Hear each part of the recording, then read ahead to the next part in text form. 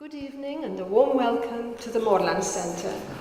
My name is Elizabeth Morley and I represent Aberystwyth Friends of Palestine. Thank you very much for coming to help us mark the centenary of the Balfour Declaration. Let me start by saying how very grateful we are to Dr. Regan for coming to Aberystwyth. His book, entitled The Balfour Declaration, Empire, Mandate and Resistance in Palestine, will be published by Verso next Tuesday. So he has a really busy schedule. He drove up from London today and will have to leave early in the morning. Hopefully he will have a little time later on tomorrow because BBC Radio Wales phoned today to say they would like to interview Dr. Regan for their, drive time programme called Good Evening Wales. I should have warned you that tonight's event is being filmed by Calum. Aberystwyth Friends of Palestine has a Facebook page, so please visit that from time to time. On your seat was a copy of the Balfour Declaration. That one. We will look at it together in a minute, but first I want to ask you a big favour. When you leave here tonight, please take it with you. Let me explain my cunning plan. It's not because I want to save myself the bother of collecting them all up at the end. No. So what is my cunning plan? Next time a friend mentions the conflict in the Middle East to you and says they don't understand why there's no peace in the Holy Land, ask them if they know about the Balfour Declaration.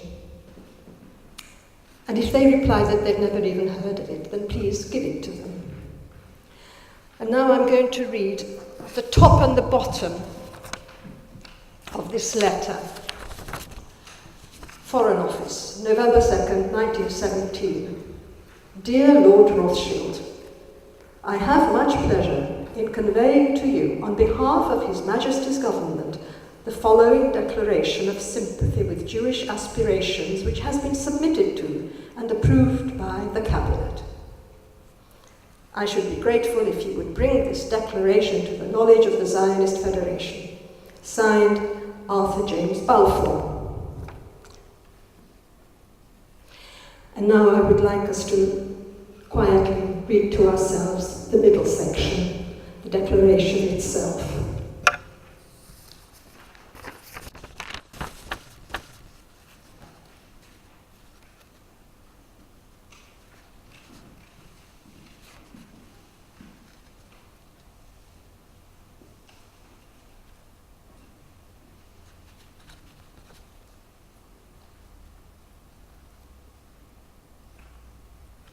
Right.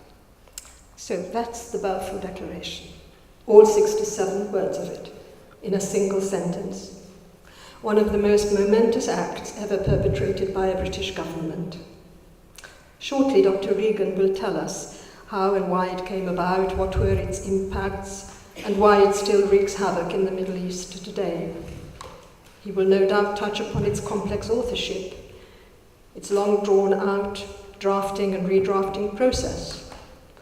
I don't know if Dr. Regan would agree with me, but I've always thought it should have been called the Lloyd George Declaration.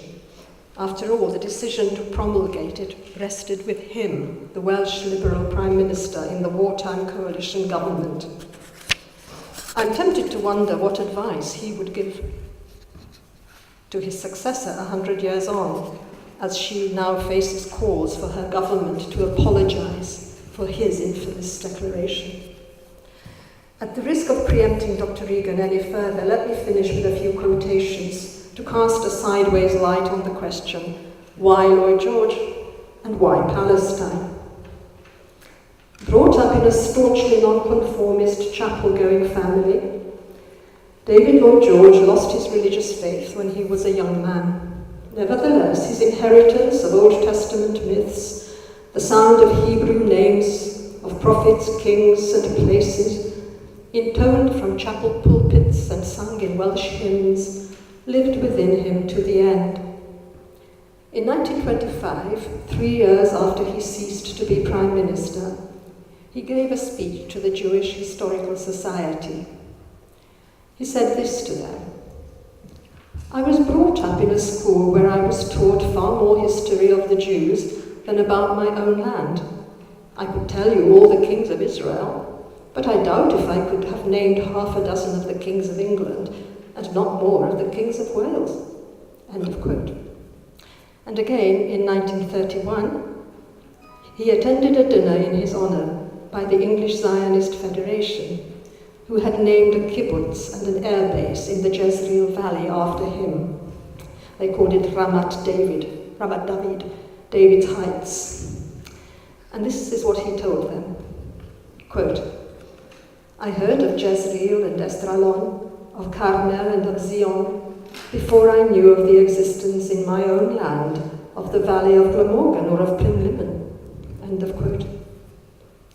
And Chaim Weizmann, who began lobbying Lloyd George when he was still Chancellor of the Exchequer, wrote in his autobiography that this wartime Prime Minister told Mrs. James de Rothschild, quote, "When Dr. Weizmann was talking of Palestine, he kept bringing up place names which were more familiar to me than those on the Western Front." End of quote.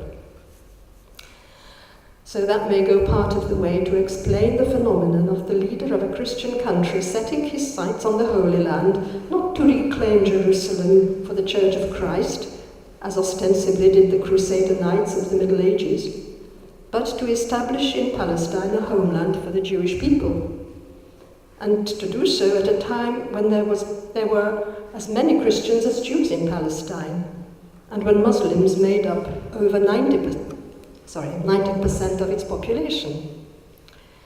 Lloyd George died in 1945, 3 years before the creation of the State of Israel, which sparked an exodus of 750,000 Palestinians.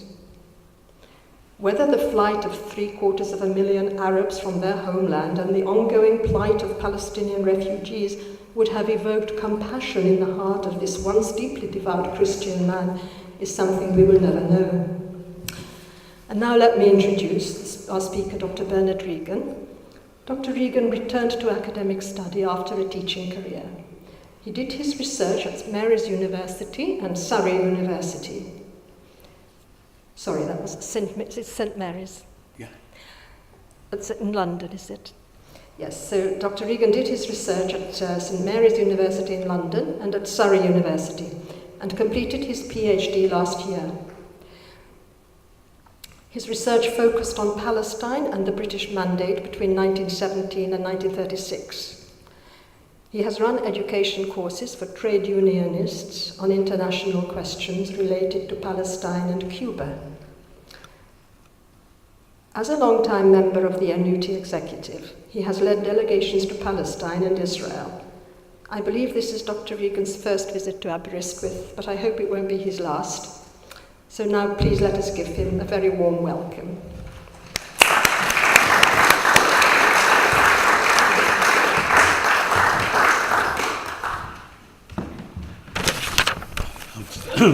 I'm still getting used to the Dr. Regan bit. It doesn't sit easily because it's not a familiar address, but thank you very much for those warm words of welcome. I'm going to start perhaps in an unusual way, and I want to quote to you a statement produced by the World Bank in 2013, and I'll explain why it's relevant to the discussion about Balfour and the Balfour Declaration in a moment. But the report of the World Bank was looking at the economy of Palestine and the Palestinians and trying to see what the current situation was and in what ways it might be improved, and looking at areas of opportunity for growth in a straightforwardly economic way in which Britain and the United States might work. And it said the following, referring to the Dead Sea. It said, "The Dead Sea abounds in valuable minerals, principally large deposits of potash and bromine. Israel and Jordan together derive some $4.2 billion in annual sales of these products, and account for 6% of the world's supply of potash and fully 73% of global bromine output. Demand for both these products is projected to remain strong, with the Dead Sea a cheap and easily exploited source. There is no reason to suppose that Palestinian investors, along with prospective international partners, would not be able to reap the benefits of this market, provided they were able to access the resource. Taking as a benchmark the average value added by these industries to the Jordanian and Israeli economies, the Palestinian economy could derive up to $918 million per annum, equal to 9% of the 2011 GDP, almost equivalent to the size of the entire Palestinian manufacturing sector. When people talk about the Dead Sea, there is a tendency to think of it in terms of cosmetics and the companies that sell cosmetics in the high street. But the point I'm reading that is explaining that it is an incredibly valuable world commodity that is available in the Dead Sea, which would, if available to the Palestinians to develop, would vastly transform their economy and the opportunities and the possibilities and the potential of their economy. Now, let's leave aside the political kind of difficulties that are, and challenges that are currently faced. But the reason why I draw your attention to that is because the reason that it is not in Palestinian hands is not a current issue or a recent issue. It's something that goes back to Balfour itself and goes back to the mandate. Because when you talk about Balfour, it isn't just a document that was signed, it's a political project which the British embarked on that had consequences for the politics, for the society, for the economics of that country, which have a lasting and enduring effect until today. And it did in this way. The British, under the mandate, decided that they would offer monopolies to companies, but they privileged companies that were owned by Zionist entrepreneurs. So the electrical company in Palestine, for example, was taken over by Penis Rutenberg, who was a pro-Zionist entrepreneur. And as you can imagine, electricity was absolutely fundamental to the development of any economy at this time of growth in the beginning of the 20th century. And equally, as I've just mentioned, the Dead Sea resources similarly. So I think when we look at Balfour, my view of looking at Balfour is that it's not just about what was signed on the 2nd of November and sent to Lord Rothschild as a commitment to the Zionist organization, but it's actually a political process that was entered into, which through the processes of the mandate had lasting consequences and represented a colossal shift in terms of the pressures that were on the Palestinian people. The moment when it was signed and the moment in which the agreement took place, of course, was in the height of the First World War, a situation in which had arisen because of the inter-imperialist rivalry that had gone on right the way through the 19th century. Britain, but also France, Belgium and other imperial powers who were dividing up Africa in the 19th century.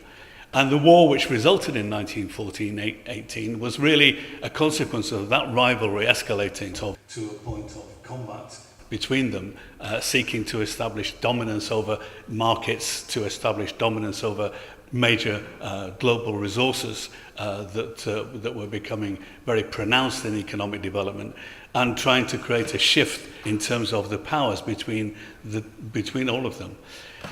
And my view is that, in fact, what was happening at this time was that the British Empire was in decline, in actual fact.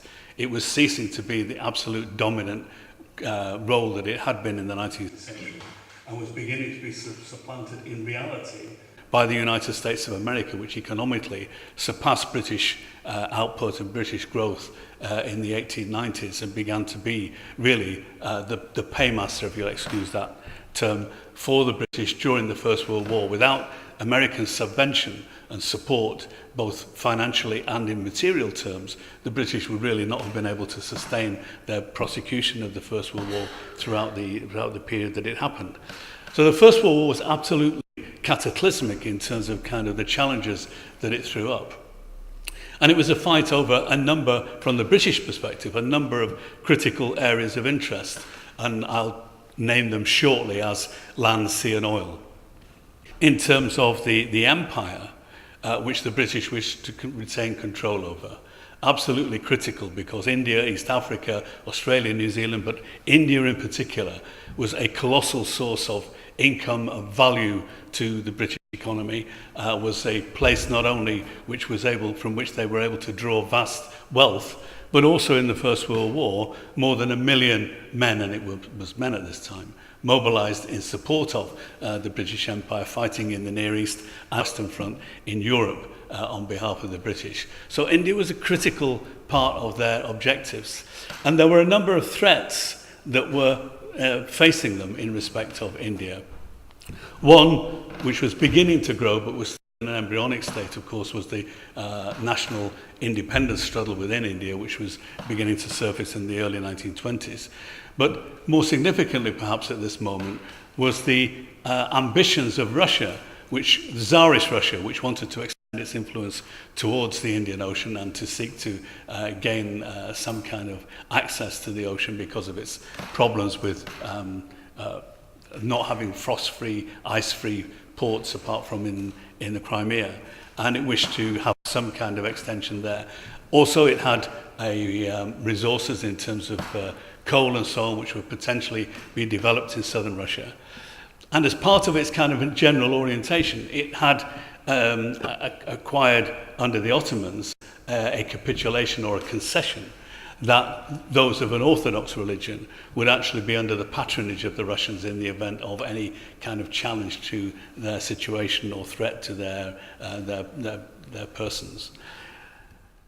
In terms of land further still, obviously there was an anxiety in the First World War that what was going to take place with the German-Ottoman alliance was that the Ottoman power was going to move towards the Suez Canal and take control of that area of the northern Red Sea. And you remember, and you might have seen the recent television programme that's on at the moment about Aden.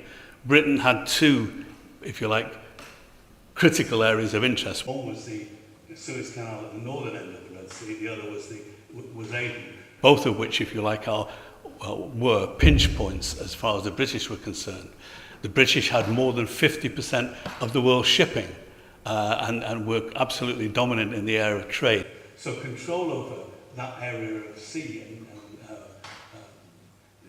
waterway was absolutely crucial to retaining their ability to send reserves and reinforcements to any section of the empire, and to maintain the trade which was linking between those parts of the British Empire that were accessed through the Suez Canal to the British, for the British themselves. So that was a critical area. It wasn't something which was, marginal. It tends to get passed over. There is this notion that imperial interests were driven solely by exploiting and finding vast mineral resources or vast financial benefit out of occupying land. Britain, if you remember, occupied a number of places which were purely and almost entirely of significance only from the point of view of naval facilitating naval operations. Places like Gibraltar, for example, or Malta, Aden's another one, just refueling points that were on the way to the rest of the British Empire.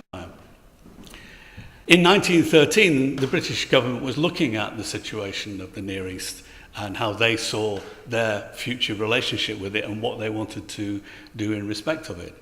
And they asked de Bunsen, who was a man who they asked to form a committee who would look at the way in which the British should develop their strategy in relation to that.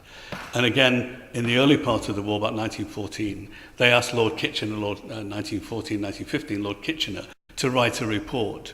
And both of them talked about maintaining the capacity for the British to be able to move across that land area between Eastern Mediterranean and the Persian Gulf as part of this kind of strategic capacity to be able to control India. And these weren't passing references, these were seen as material strategic interests that they wanted to stabilise and ensure they could continue to control. And in these papers, and this is coming to my third point, land and sea, and what about oil? Oil was becoming an increasingly important commodity It's not just, I think, I would argue, something that was sort of minor significance or unimportance. The British were concerned to retain their independence from the United States of America, which was the major oil producer at this point in time, and to retain their independence from any oil fields in the Baku area, in the area of the Caspian and the Black Sea. And they wanted to make sure that they had the potential to develop oil in the Middle East area, particularly Persia as it was known, and also Mesopotamia or Iraq as we know it today, because oil was beginning to be discovered in these areas, and the discussion began about where the oil pipelines were going to go, how the oil would be transported to the Mediterranean in order to be restored back to, not restored, sorry, completely wrong word, but returned to Britain, and how they would do that. And I would argue that these were not kind of minor issues, they were significant issues, and they were becoming more and more significant. And if anything, the course of the war emphasized this absolutely. For example, between 1911 and 1920, the increase in British importation of oil increased 11-fold. It absolutely escalated. And the reason that happened was because the British needed oil not only for the vessels of the Royal Navy, which in 1912 were converted from coal-fired to oil-fired, increasing the range that they could travel, changing the nature of the crewing of those ships, so more combat crew were put on board these ships, and fewer stoking the coal and keeping the engines running. So it began to change the nature of warfare, the increase in tanks, the increase in the use of armoured vehicles, all of these things, and the beginning of the embryo of air warfare. All of these things laid the stress on oil and having control over or access to critical areas where oil was available. So I'm emphasizing this because I think that there is a tendency to look at the Balfour Declaration, and one of the sort of stories that you get, one of the narratives, one of the lines of argument, is that the British were being altruistic in their concern for the plight of Jews in Eastern Europe and their concern for the pogroms which were taking place. And there were horrendous pogroms taking place. There were 50 people killed in Kishinev in Russia. There were hundreds and thousands of Jews driven from their homes, and massacres that occurred. And that is something that it was really absolutely horrendous. But the British drive for their interests is what I believe was really underpinning much of this. It may not be kind of articulated in a conscious way in the way in which the Balfour Declaration is recounted, but undoubtedly it was a factor within it. They didn't talk about Zionism, they didn't talk about the homeland for the Jews, really until, I mean, some of them did, let me qualify that, but they didn't begin a conversation, a discussion in the War Cabinet or in the Cabinet in Britain until about 1915, 1916, and more particularly 1916, 1917. And it was much more the case that they were looking at what was the economic values and importance of having a foothold in the Near East, and Palestine being the place where they could do that. And one of the reasons that came forward in that was that I mentioned capitulations in terms of Russians having a formal kind of responsibility for Orthodox people of the Orthodox religion. Similarly, the French had an interest in respect of Christians, and they had, if you like, an authority to intervene in the case of disputes that arose. The British had no place in that equation. And the argument that I think has some merit and some strength in this case is that Zionism provided them with an excuse that they would be able to do what the French were doing for the Christians and the Russians were doing for the Orthodox, by claiming that Britain had a responsibility for Jews in the Middle East. Of course, the Jews who did live in Palestine were very different in terms of their own histories than those who really politically led Zionism, who were principally Eastern Europeans. And those Jews who lived in Palestine were the Mizrahi Jews, were mainly Arabic-speaking. Their culture and their identity was very close to the Palestinian communities within which for whom they were neighbours. So the issue of the way in which these measures came in, I think, was important because in respect of the British seeking to have some kind of explanation, rationale, argument, justification as to why they would intervene in Palestine, was tied up with the things that I mentioned, but was also tied up with the fact that they had a tremendous rivalry with the French, who were also competing for the same areas of land. They were also looking to take control over Syria, Lebanon, and actually they had an interest in Palestine. And the British, part, in my view, in order to be able to establish their claim, as I say, looked to Zionism as one of the ways in which they could do this, by staking the claim that Britain had a responsibility for the Jews in Palestine and for the creation of a Jewish homeland. What about Zionism itself and the growth of Zionism? Well, I think that in many respects you can understand perfectly well why it developed.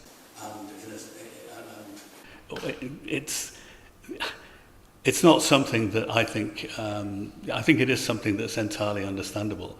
In a context in which Jews were facing horrendous attacks in Eastern Europe and particularly in Russia, to have an ideology and a way of thinking that said that the solution to this was the creation of a national homeland has a certain kind of rationale, if you like. It was to create a safe haven in which people would be able to find comfort. And also, I think in the 19th century, what you had was the growth of nationalism. You had a real expansion of nationalism. Italy and Germany, for example, were only really created in the middle to late 19th century. So national aspirations, and this was true inside the Ottoman Empire, inside countries like Bulgaria and Serbia and other countries that were part of the Ottoman Empire, the rise of nationalism was something which was really expanding. So the Zionist thought of the creation of a homeland was something, if you like, that fitted into this kind of way of looking at the world. But it was by no means homogeneous. Not everybody who was a Zionist thought the same way. In fact, within Zionism, until from its creation in the end of the 19th century till about 1905, those who held sway were known as the territorialists. They were people who wanted the creation of a homeland for Jews, but anywhere in the world where space would be given for them to establish that. And so they looked at, quite seriously, they looked at Argentina, they looked at Canada and finding somewhere where they could find a home. Cyprus, there was a discussion with the British about El Arish on the Egyptian Gaza border as it is now. But one project did come forward quite seriously, which was under very serious consideration for some time, and that was the project which wrongly is called the Uganda Project. It was called the Uganda Project because the colonial secretary was on a train that belonged to Uganda Railway, but it was actually passing through Kenya, so he mistakenly thought it was Uganda. But the interesting thing about this, coming back to Elizabeth's point about David Lloyd George, is that what they did was to ask a young member of Parliament who was a solicitor to draft up a charter called the New Palestine Charter, which would give, if you like, a document not unlike the East India Company document, where a franchise essentially was given to the Zionists for them to establish an autonomous area within Kenya that would be self-governing, that would be under their control, but which externally would have its relations monitored by the British Empire. So in other words, a very traditional colony. The interesting thing about this, or one of the many interesting things, is not only that David Lloyd George was the person asked to draft this, so his involvement with Zionism was very much earlier than when he became Prime Minister in 1917. It goes right back to 1902, 1903, 1904, 1905. In addition to that, when it was discussed in Parliament, there was a questions asked of the Colonial Secretary. Well, isn't there going to be a problem if we set this franchise up, if we create a homeland for the Jews in Kenya, or Uganda, as they kept on saying? Isn't there a problem? And somebody said, well, why? Then they said, well, there's the Nandi people who already live there, aren't you going to have to do something about that? So the problem of displacement, of expulsion, of seizure of land and so on was actually appreciated in respect of that project, whilst of course, as we know, for many it was an absent issue in respect of Palestine itself.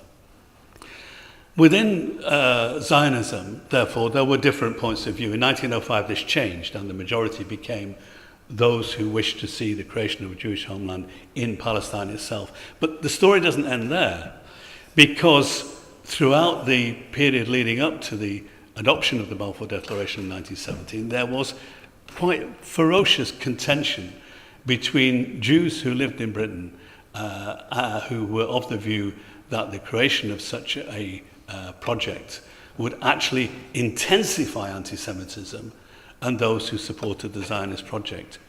And the people who opposed it they weren't insignificant figures. We're talking about major leaders of the Jewish community, people who were members of the British Board of Deputy of British Jews. We're talking about people like Sir Edwin Montagu, who was the Secretary of State for India and the only Jew in the cabinet, who produced an absolutely forensic and coruscating attack on the whole idea and described it as the anti-Semitism of the present government. He was absolutely explicit, and he was also concerned about, as he saw it, two or three things. One was the fact that he was concerned that establishing a homeland for the Jews in Palestine would encourage anti-Semitism, because it would lead to people turning around and saying, well, if you Jews have a homeland, that is where you should go to. And so that this would intensify anti-Semitism. He was concerned about the plight of Jews who lived in Palestine, because he thought that the danger was that they too would become the victims of attack and would actually face an onslaught inside Palestine. So he was concerned about that, and he's expressed these in a long 3-page letter to the cabinet, saying that this was not a project which he could support. And he wasn't alone. When the government went out to seek opinions from leaders of the Jewish community, and I should add in parenthesis here that what we're talking about is people of stature in the eyes of the British cabinet, so they were people of financial well-being and people who were prominent in a political sense in the country. People like Sir Philip Magnus, who was a member of Parliament, who said that, in his view, and this was echoing sentiments that Montagu had expressed, Jews were not a nation. Jews were a religious people, they were an ethnic people, but they were English Jews, or they were Russian Jews, or they were British, or they were German Jews, and so on. And he was critical of that standpoint and felt that it shouldn't be the case that a homeland should be created or a nation should be created specifically for the Jews. And Magnus went so far in 1917 as to produce an alternative declaration, and this is what it said. He said, quote, "His Majesty's government's views with favour the establishing in Palestine of a centre of Jewish culture, and will use its best endeavours to facilitate the achievement of this objective, it being understood that nothing shall be done which may prejudice the civil and religious rights of existing non-Jewish communities in Palestine, or the rights and political status now enjoyed by Jews in any other country." So in other words, he shifted the emphasis completely from the notion of a homeland to the idea that the identification of Jews with Palestine in a historic religious sense, cultural identity sense, should be retained and should be marked, and it should be Jews should be able to exercise a relationship with Palestine as that centre. But it was a centre of Jewish culture, not a homeland. That was Magnus's perspective. And they were, quite strong in these views. In fact, it wasn't until I think it was June 1917 when the Board of Deputies of British Jews actually came to a majority view of supporting the Zionists, and that was on a split of 56 votes to 51. It was an absolutely hair's breadth, and I think they would have won that. I think the momentum was in the direction of supporting Zionism, but part of it was an element of clumsy presentation of the case against the Zionists, which enabled that to happen. A very some crude politicking, if you like, which rebounded on the people who were arguing against the establishment of the declaration and putting that forward. So these views, in other words, there was no homogeneity. And in fact, Montagu was very much strongly of the view that the majority of Jews in Britain were not pro-Zionists. It was the change really began to take place, as I said, in my view, around 1916, certainly in 1917, when the reality of the British moving into Palestine and the competition that they were having with France was heightening, that the need to have kind of formula in place that would legitimize the British presence in Palestine accelerated as an issue of importance, and that was why that took place.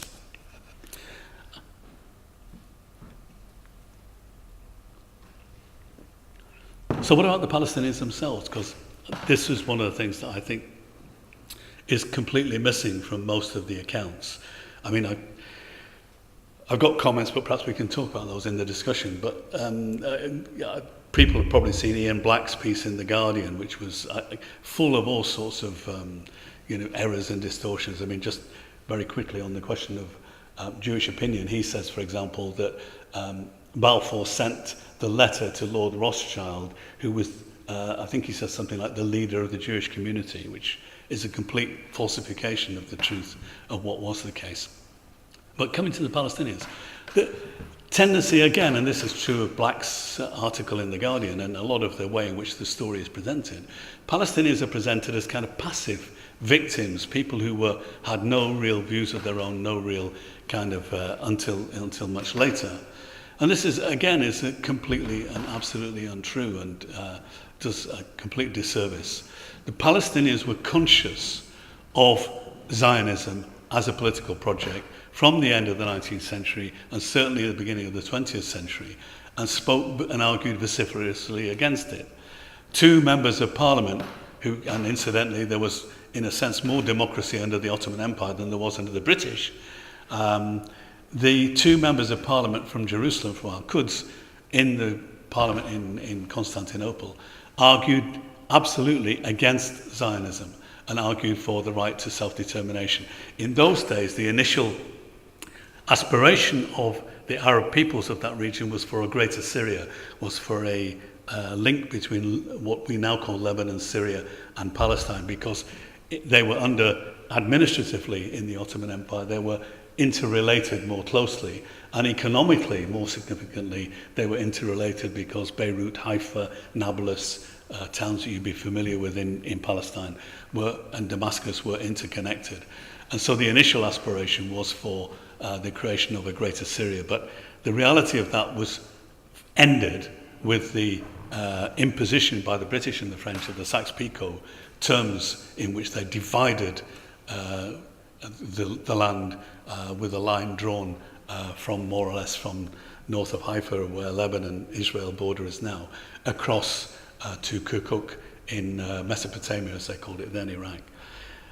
So the Palestinians knew about this, and it wasn't just kind of intellectuals or political figures who knew about this. And it's very interesting looking at a report by, and sometimes, people say the military were pro-Arab and they were different from the politicians in Britain. It's not exactly true. I think what the military were is they were more honest in actually appraising what the reality on the ground was than the politicians.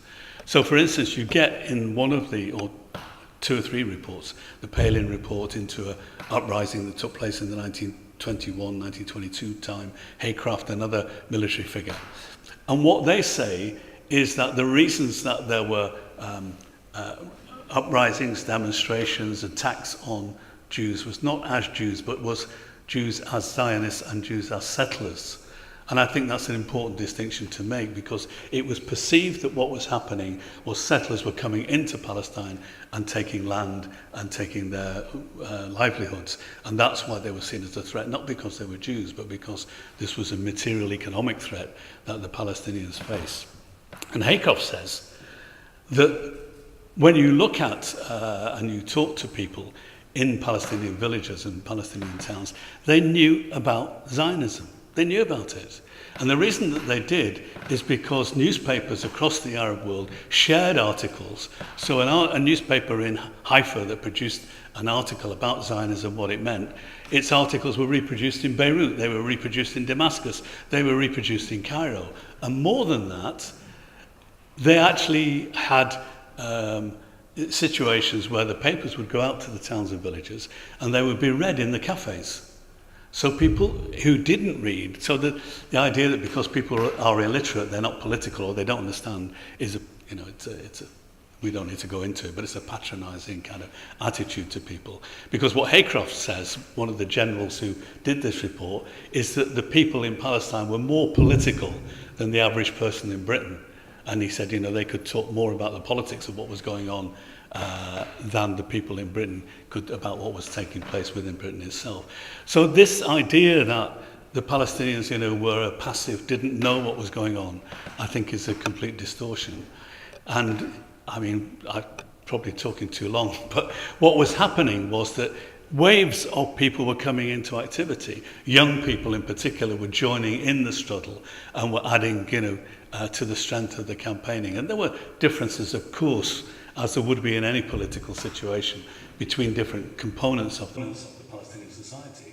But amongst the Palestinians as a mass, there was in general a recognition that the occupation by the British was thwarting their ambitions for self-determination, was proposing forms of organisation which were tokenistic, and reality left the British in control with the right of veto at the end of the day, and gave disproportionate representation to the Zionists in terms of the composition of bodies that they proposed in the meantime. And as well as this political changes, women were coming into activity, trade unions were being formed, all different kinds of social activity were being generated and becoming part of this. But whilst this was happening, of course, sorry, I should have it before I get to that bit, that what was taking place as far as the Palestinians were concerned was the dispossession from land, because the land was being sold from under them.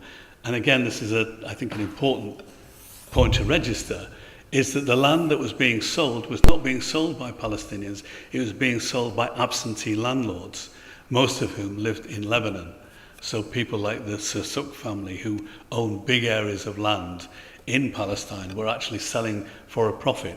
As a consequence, Palestinian falahin, the peasants and farmers of those lands, were displaced and were thrown off their land and then went to look for work.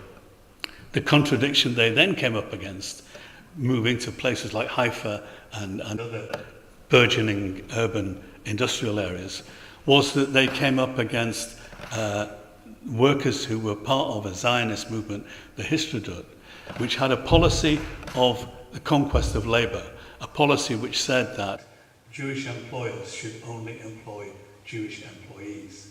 So the dispossession that was happening at one moment, then seeking to find employment elsewhere, was blocked from doing that because of the way in which Zionism operated that kind of policy. So all of these things, in my view, led to tensions and dislocations, making it more difficult for the Palestinians to fight against the British occupation and trying to change that. But the idea that the Palestinians knew little or nothing about these things is just completely untrue. I be polite, but I get somewhat angry at people like Ian Black and others who commentate on this, for whom the Palestinians are virtually non-existent, until it's said that they're involved in sporadic riots or demonstrations or so on, and not seen as a political entity. Between roughly 1918 and 1923, the Palestinians held 6 national congresses. This is apart from congresses in conjunction with the Syrian and Lebanese co-thinkers in the Syrian Congress. And they had even tried to organise a Congress of Palestinians in 1913 in France, but had been thwarted and prevented from doing that. So on numerous occasions they came together. They formed a set of demands which they put to the British and were very clear what their objectives were in relation to that. The non-sale of land so that people would not be dispossessed and removed, the right to self-determination and democratic elections. And all of this they'd said, and perhaps with hindsight one can argue about this, the one error was that they were prepared to do this under the aegis of the British. And maybe I can say this in Wales, but I'm not sure that the English are to be trusted. I can say that as a... So that was, if you like, the complexity of the situation, and I think part of that reality, a reality that the Palestinians are still contesting to this day and still challenging, and which was the consequence, not just of Balfour signing a letter which went to Lord Rothschild, which then became the substance of British policy going forward. But a challenge that came through in many ways. And another thing which I just comment on and then I'll stop, is this way in which the British are presented as having been handed the mandate for Palestine, and that they, as it were, almost presented as acting as the arbiters between these two unruly groups of people. And I think nothing could be further from the truth. The British were not handed any mandate. The British took the mandate. They occupied Palestine. And I say that because nowadays, when we talk about the United Nations, I have great skepticism about the United Nations. How well it might be intentioned. The reality is that it does nothing without the imprimatur of the United States of America. When we're thinking about the League of Nations and the British occupation and the mandate in Palestine, the British stood in the same relationship then as the United States stands now. And when you read the articles of the League of Nations and the mandate that was given to the British for them having responsibility for Palestine, the wording of that mandate is exactly the same as the Balfour Declaration. So the British wrote their own, not checkbook, but they wrote their own laws before they even went to Palestine.